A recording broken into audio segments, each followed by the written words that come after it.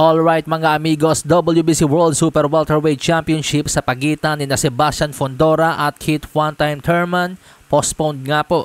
At ang itinuturong dahilan, hand injury ni Sebastian Fundora ayon sa post ng Premier Boxing Champions sa kanilang social media. Pero ayon sa kilalang kritiko ng Premier Boxing Champions o PBC na si Rick Glazer, isang kilalang veteran boxing insider known for his unfiltered takes and industry connections, ang tunay na dahilan kaya kinansela ng PBC ang Sebastian Fundora versus Keith Thurman ay dahil dead on arrival ito. Heto po't basahin natin yung mismong pinost ni Glazer. The real reason the Fundora-Thurman show is up, it was DOA, dead on arrival. No ticket sales as in none. And without any pay-per-view guarantees from Amazon, coupled with the fact that PBC pays all production costs, it would have been a financial bloodbath. It's boxing the PBC way. So sa tono ng pananalita ni Glazer mga amigos, hindi lang injury ang dahilan kundi zero ticket sales.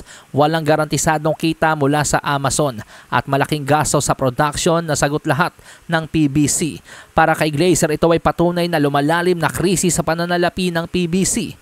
Dahil kung atin pong matatandaan, noong Showtime pa po ang partner ng PBC, nagbibigay daw po ng paunang bayad ang Showtime. Bayad sa rights upang maipalabas ang mga laban ng PBC. May revenue sharing agreement pa ang Showtime at PBC sa mga pay-per-view events nila. Kaya naman sa ganong setup, napopondohan ng PBC ang kanilang mga events. Pero sa partnership ng PBC at Amazon Prime, hindi nagbibigay ng paunang bayad ang Amazon. Ang trabaho lang ng Amazon ay ipalabas ang laban ng PBC. Distribution platform lang sila para sa PBC fights. Hindi sila financial backer tulad ng Showtime. Kung dati kapag hindi nag-hit ang mga pay-per-view events ng PBC, Showtime ang mas nalulugi.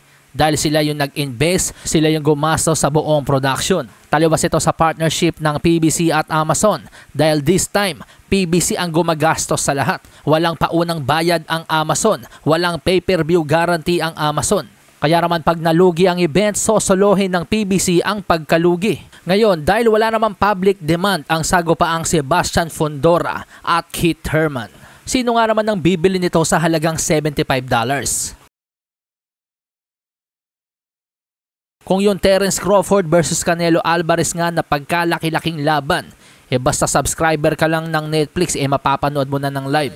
Yung Jake Paul versus Tank Davis sa Nobyembre, basta subscriber ka ng Netflix, mapapanood mo ng live. Samantalang ang PBC, sisingilin ka ng 4,300 pesos para mapanood mo ng live ang Thurman versus Fundora. Na kung tutuusin, parang undercard lang ng Riyadh season ang laban na ito.